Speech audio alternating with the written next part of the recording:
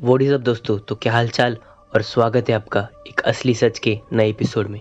तो हम जानने वाले हैं इंटरनेट की सबसे बड़ी मिस्ट्री एनोरा पेट्रोआ के बारे में। अगर आपने असली सच के बाकी एपिसोड मिस किए हैं तो ऊपर दिए गए आई बटन पर क्लिक करके आप वो एपिसोड देख सकते हैं। तो बिना वक्त गवाए सो लेट्स गेट स्टार्टेड।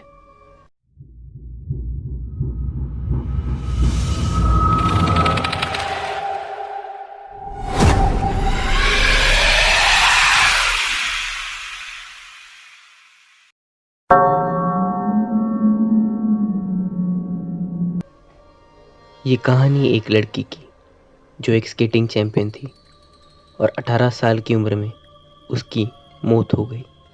उसकी मौत नॉर्मल नहीं थी, उसकी मौत काफ़ी दर्दनाक थी। उसकी मौत होने से पहले उसने बहुत सारी बातें एक लेटर में लिखी थी जो मैं आपको बताने वाला हूँ। अगले दिन उसका कंपटीशन था, ट्रॉफी के लिए उसको खेलना था। तो वो ऐसी बैठी थी तो उसने चाहा कि ईगो सर्फ करके देखे। ईगो सर्फ का मतलब होता है कि अपने ही बारे में इंटरनेट पे ढूंढना। तो उसने इंटरनेट पे अपने बारे में ढूंढा तो काफ़ी सारे फ़ैन पेजेस मिले। तो उसमें काफ़ी आम बातें लिखी थी, पर उसको पता चला कि उसके नाम का एक विकिपीडिया भी है। तो उसने अपने नाम का विकिपीडिया खोला तो उसमें काफ़ी कॉमन बातें लिखी थी, पर उस विकिपीडिया में एक बहुत अलग चीज़ लिखी थी। वो अलग चीज़ ये थी कि उस विकिपीडिया में एक मैच का ऐसा रिज़ल्ट लिखा था जो मैच हुआ ही नहीं। उस मैच का रिज़ल्ट लिखा था कि एनोरा मैच जीत गई है, जो मैच होने वाली है वो एनोरा जीत गई है। एनोरा ने उस बात को मजाक में उड़ा दिया। अगले दिन वो मैच जीत जाती है, पर उसको लगता है कि विकिपीडिया पेज कुछ कोइंसिडेंस होगा। तो और एक बार विकिपीडिया पेज चेक करती है तो उसमें लिखा रहता है कि एनोरा अगली मैच जीत जाने वाली है। तो वो नेक्स्ट मैच भी जीत जाती है। तो उसको कुछ ये कॉम्प्लिकेटेड लगता है तो विकिपीडिया से बात करती है, पर विकिपीडिया साफ साफ मना कर देती है कि ये पेज उन्होंने नहीं बनाया है। विकिपीडिया के मना करने के बाद एनोरा उस पेज को एडिट करने जाती है और वो पेज ऑटोमेटिक रिफ़्रेश हो जाता है और उस पेज पे लिखा आता है कि एनोरा एक सेल्फिश लड़की है और उसको वही मिलेगा जो वो डिज़र्व करती है। अगले दिन उसकी कॉम्पिटिटर ब्री थी। दोनों साथ में प्रैक्टिस किया करते थे। ब्री के स्केट्स एनोरा के पास थे, पर जब ब्री ने वो स्केट्स पहने उसको बहुत बुरी तरह से चोट लग गई। और इल्ज़ाम किस पे आया? इल्ज़ाम आया एनोरा पे और उसको डिस्क्वालीफाई कर दिया गया। उसे कोई भी कंपटीशन खेलने के लिए बैन कर दिया गया। अगले दिन लोगों से पूछा गया तो लोग वही बोल रहे थे जो विकिपीडिया में लिखा था। लोग बोल रहे थे कि एनोरा एक सेल्फिश लड़की है और उसको वही मिलेगा जो वो डिज़र्व करती है। उसने देखा कि विकिपीडिया की बात बहुत बिगड़ रही थी तो उसने विकिपीडिया को कांटेक्ट करना चाहा, पर विकिपीडिया से कोई जवाब नहीं आया। तो फ्राइडे नाइट को उसने और एक बार विकिपीडिया पेज खोला तो उस पर लिखा था कि एनोरा एक मासूम और अनाथ है। ये सुनकर वो बहुत डर गई क्योंकि विकिपीडिया की हर एक बात सच हो रही थी। तो उसने फ़ौरन अपने माता पिता को कॉल लगाया, पर उसने जब कॉल लगाया तो उसमें अजीब सी आवाज़ आ रही थी जैसे कोई राक्षस हंस रहा।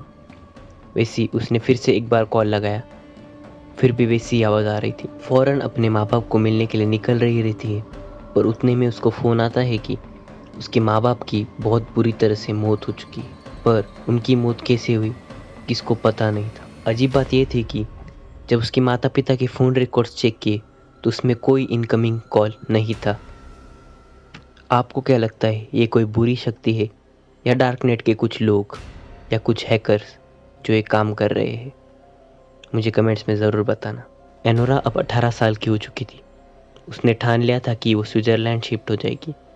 उसने लेटर में ये भी लिखा था कि ब्री, मैं तुम्हारा नुकसान नहीं करना चाहती थी। ब्री उसकी वही दोस्त, वही कॉम्पिटिटर जिसकी वजह से एनोरा डिस्क्वालीफाई हुई थी।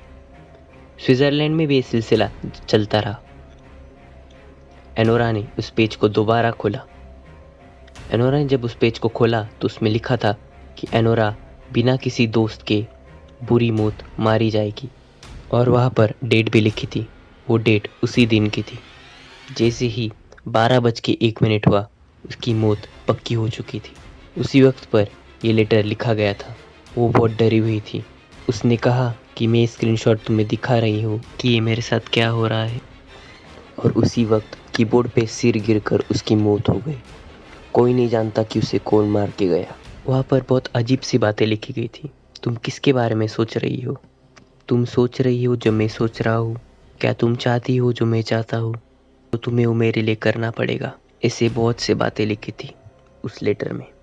जैसा मैंने प्रॉमिस किया था वैसा मैंने 2 वीडियो अपलोड कर दी है इंस्टाग्राम पे। नीचे इंस्टाग्राम की लिंक है, चेक करना। क्योंकि यूट्यूब पे अपलोड नहीं किया, क्योंकि यूट्यूब के कम्युनिटी गाइडलाइंस के बहुत खिलाफ है, इसलिए मैंने यूट्यूब पे अपलोड नहीं किया है, क्योंकि एक बार स्ट्राइक लग चुका है। और अगर आपको ये वीडियो अच्छी लगती है तो लाइक करना, और अगर आपको लगता है कि मैं ऐसा कंटेंट और बनाऊँ, कमेंट करना और इस चैनल को सब्सक्राइब करना। तो मिलता हूँ आपको नेक्स्ट वीडियो में, तब तक के लिए I am Sid signing out.